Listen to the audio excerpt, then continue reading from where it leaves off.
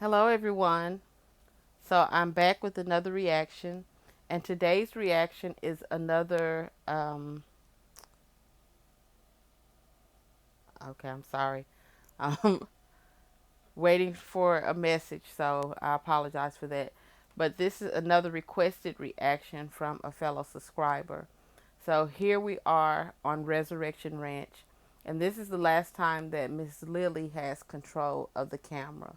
From this point forward, anything that you see where she's still included is from Tim's perspective.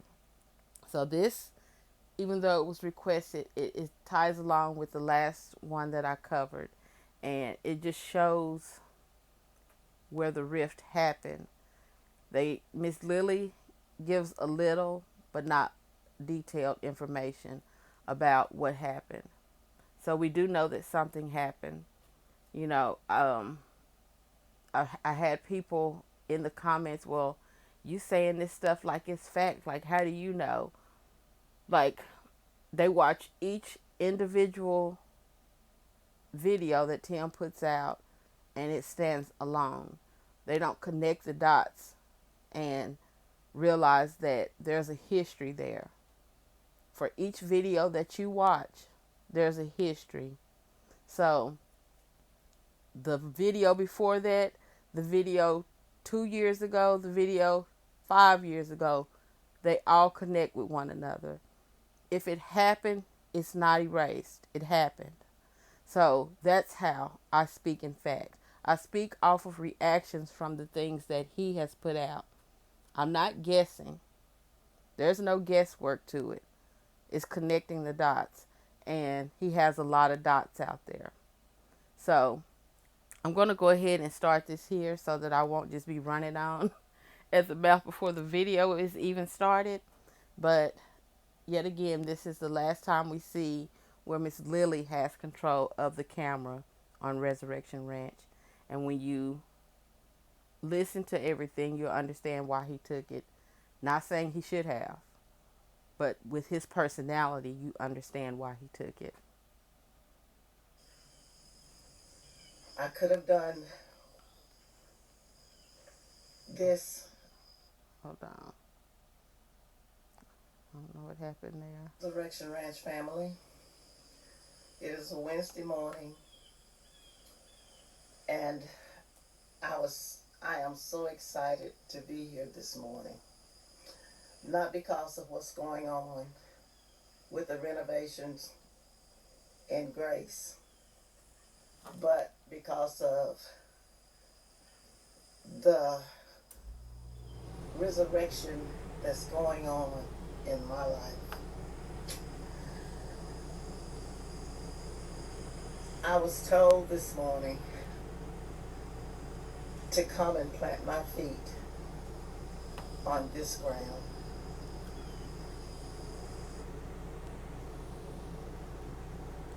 Okay, so she just said that she was told to come and plant her feet on this ground, which means that she's saying God told her to come and plant her feet on that ground. You know, for us to listen to that voice, that inner voice, means that we're being led by the Spirit. Some people say that they're going with their gut or their first mind. It's all the same thing. You don't know what's on the other side of that thought, but you do know that it originated from a place. And if you've had enough experience, you know to listen to that. So I did look up just a couple of things because I just wanted to expound on what she was saying here. So Genesis 13:17, God tells Abraham to arise, walk through the land and in its length, for I will give it to you. This is a command to physically traverse and mentally claim the promised territory, establishing ownership and familiarity with the land God is giving to him and his descendants. Joshua 1 and 3, following a similar pattern, God tells Joshua, every place that the sole of your feet shall tread upon, that have I given to you, as I said to Moses, This signifies claiming and possessing the land God promised. So her inner spirit told her to walk around this land. We all know what God has for you, no one can take it away from you. There's a rift happening here that because she's dealing with the type of personality that she's dealing with, had she not been obedient, she possibly could not have her home right now. Anything is possible. But because she was obedient, she's walking the land. She's doing what she was told to do. Every step she takes is promised to her. So that's powerful. Um, and so for any of us who don't know what's going on down there, we know that he's still in control. So I'm going to let her finish talking. I just wanted to add that in. I could have done this down at the other property in Terry, but the Lord told me to come to this ground. So Terry is the property that she is currently residing at. And they're working on this property so that she can move into it.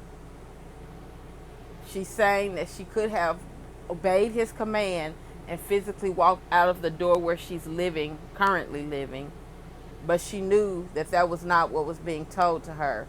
Not to just walk outside, but to go to the land that you are working on, to go to the place that I am promising to you.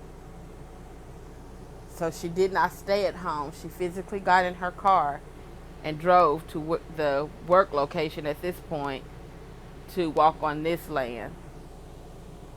And plant my feet.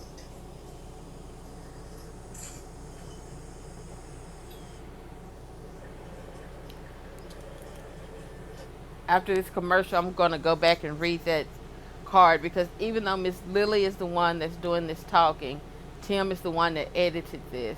So, I don't know if he edited anything out or if we're actually seeing everything that she said, but he's adding his 2 cents in, and I would just like to see what he had to say. How do I begin? This down at the other property in Terry, but the Lord told. The property in Terry, Mississippi is the family heir property where my mom now lives that she owns along with 8 other siblings. So for those of us that know that history, you understand what he's including in this right now. I'm going to go on. Told me to come to this ground and plant my feet.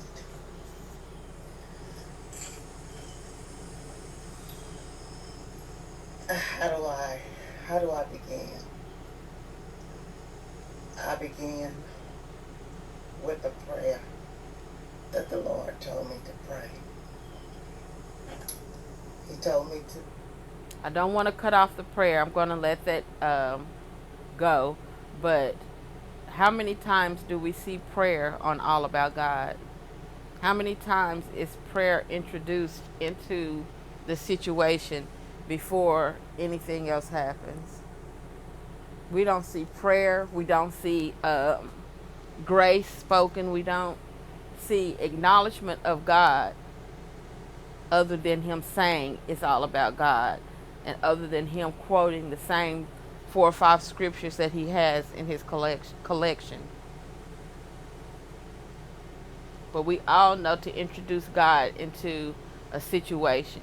If we're about to talk about something, if we have something major coming up, if we just want to hear from him, we invite him in. So she's praying, she's inviting God into her situation, into this conversation before she even says too much. All About God doesn't do that. To this day, I've yet to see it, other than when he's playing preacher on P2P, if he's set up to where he's trying to be a preacher for that particular channel, okay, now it's okay for us to pray. But in his day to day operation, where it's still all about God, somehow he just forgets it, I guess. Pray. Our Father, which art in heaven, hallowed be thy name. Thy kingdom come. Thy will be done on earth as it is in heaven. Lord, give us this day our daily bread, and forgive our trespassers as we forgive those who trespass against us. And lead us not into temptation, but deliver us from evil. For thine is the kingdom, the power, and the glory, forever and ever. Lord, I thank you for all that you have done in my life. And I pray for the ones that don't know you as their Savior. Because God, without you, nothing is impossible. Father, there's been obstacles, diversion, just a lot of things that's going on right now. But I know, and I will always believe, that you have the answer. Sometimes we can't answer things ourselves. Sometimes we want things to happen in our lives that we cannot control. But I know with your grace and your mercy that everything is possible. So I want to stop before it gets too far ahead and just talk about the prayer that she did, because she could have done any prayer. She could have just spoke directly from the heart. But forgive our trespassers as we forgive those who trespass against us. Like,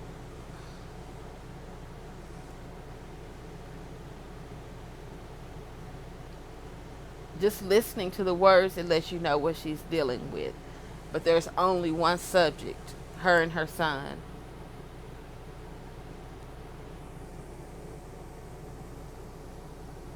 So who's the trespasser?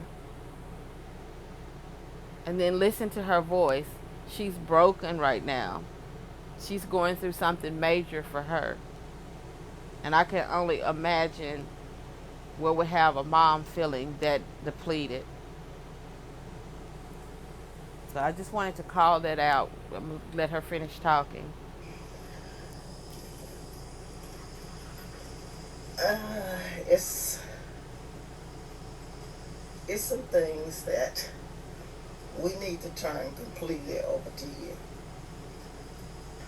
Basically, everything in our lives should be turned over to you. But sometimes we try to fix things ourselves and we cannot do it. We can help by doing your will, but sometimes we just have to just believe in you and know that you can work everything out. And we cannot give up. I remember I got so sick one time that I told you, Lord, take me away. But you know what? You told me, Lord, you said, I'm not ready for you. You still have some things that you need to do. So I'm still here and I'm trying to do all that I'm able to do to make things better for. So she just gave a testimony. Even without a lot of details, she still gave a testimony that she was in a time in her life where she was just ready to go. And God told her it's not your time. So anything that we're seeing now, she's walking in God's will. to go through things and come out on the other side of it. You've been put in the fire, you've been tested, and now you're fortified. Um, so anything that she's saying to her child is not coming from vanity, it's not coming from um, just being a selfish person. I want it my way. She's allowing God to use her to be the best parent or mentor that she can be in a situation that calls for him to be in it, meaning God calls for God to be in it. And I'm pointing those things out as she talks because the things that she's saying are major. She doesn't go into detail with any of them, but she's still bringing them up for a reason. So the words we're hearing, she still has multiple thoughts going on within that sentence that never came out of her mouth. But that was a major point for her to bring it up. That she was ready to go, but God told her not yet. I still need you on this side. My life, for my children's life, for the people that I know, the few friends that I do have. I'm trying to live so they can see that there's something in me that is uh, that is pushing me to do the things that you want me to do. I remember one time I told someone I had this dream, and the dream said, go to this person and tell them you all need to go out and minister to the younger married couples. And when I told that person about that, they kind of laughed and said, you might need to go back and talk to the Lord about that. And I guess I also questioned, okay, Lord, I've divorced. How can I talk to couples about marriage? So who do you all think that she went to asking or really telling them what God told her and she was shot down? What Christian do you think said that can't be right? She's saying she was divorced at that time. So she's had a failed marriage. She doesn't feel like she's in a position to lead people in that direction. And yet, and still, it's not even the instruction she was given. She was given an instruction to tell someone else. And they said no. I mean, sky's the limit on who it could have been, but to me, this whole subject is about her relationship with one person. So I'm just going to say that and leave it there. She doesn't say who it is, so I'm not going to assume. But in my mind, I believe I know who she asked um, or told what God told her to tell them, and they shot it down. But then I said, okay, Lord, who am I to question what you asked me to do? But that never came to be because that person that was shown to me to go out with me didn't actually agree to what I was trying to tell them. So that didn't come to be. But like I said, the Lord kept me here for a reason. I don't know exactly for what, but who knows? Do you know Hobby Lobby has hundreds of... Who knows? And we don't. That's, all a part of walking by faith and not by sight because we just don't know. But we have to trust and believe. So But I just, like I said, I just wanted to talk with you all a little bit this morning and have peace out here alone by myself and just think and pray and try to listen to what the Lord is trying to tell me. Yesterday, Tim and I, we were doing some caulking, and we had just a little, I'm not going to say disagreement, but he saw things one way and I saw them another.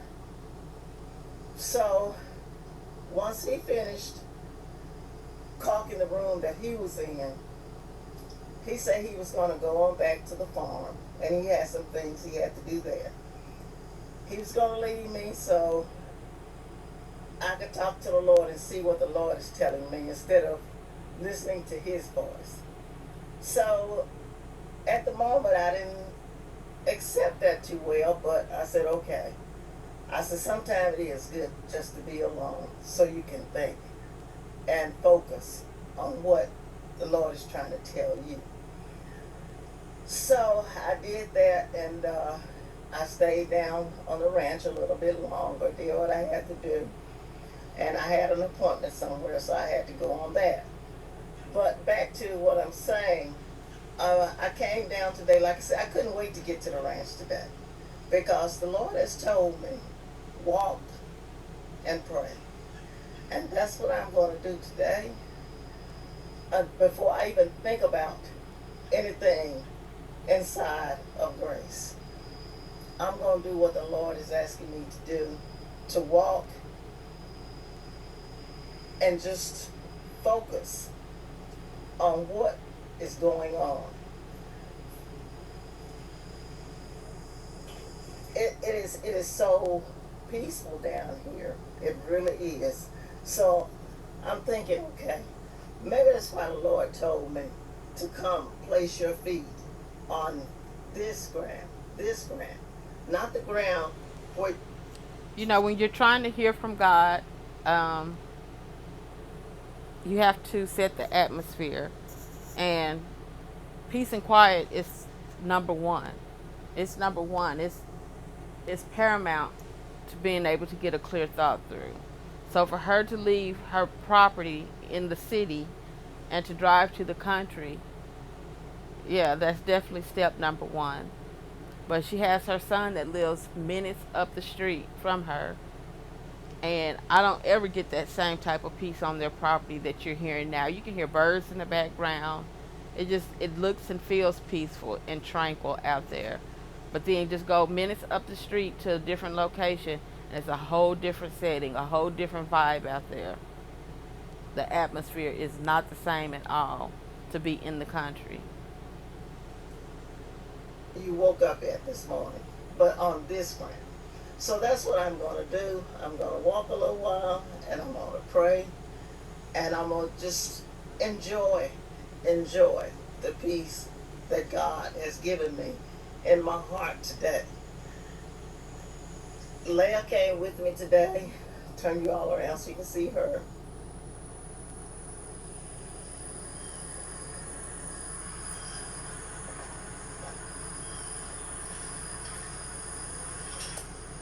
It's hard to say sometimes what words are in your heart.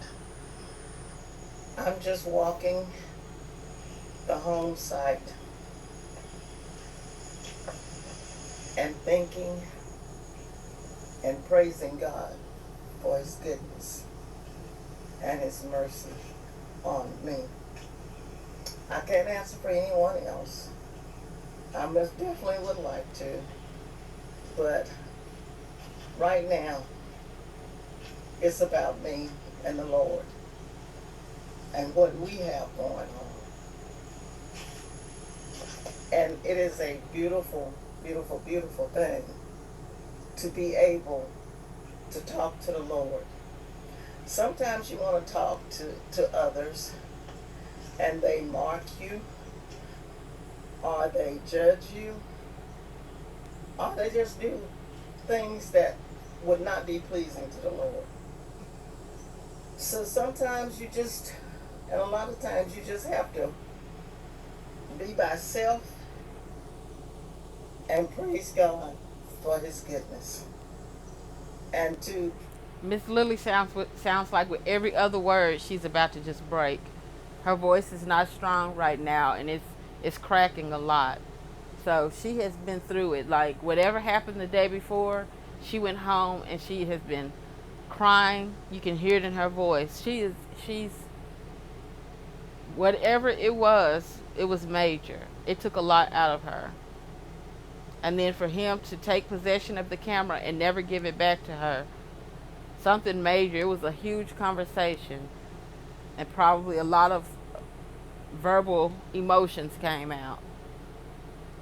pray that He give you understanding and the knowledge that He's trying to tell you when others can't see what's going on. And it's sad. It's really sad. We have people that say they love the Lord. But how can you love the Lord if you can't love your own sisters and brothers? We have people that say that they love the Lord, but how can you love the Lord if you don't love your brothers and sisters? Every reaction channel, every reaction channel has that same sentiment, and they see it across the board. We see it across the board. How do you not know how to treat your fellow man and you say it's all about God? How do you not know how to treat your family and you say it's all about God? How? How can you take and take and take and take and take and take and never give back and say it's all about God? She sang a whole lot without saying anything. A whole lot. And for anybody that was paying attention up to this point, you know where her words are coming from. Anybody that has been paying attention since, you know where these words are coming from. And she is saying a whole lot without saying anything. Acquaintances that's in your life. How can you say you love the Lord? How? But it's not for me to judge. It's not for me to question. But one day, it will all come to an end. So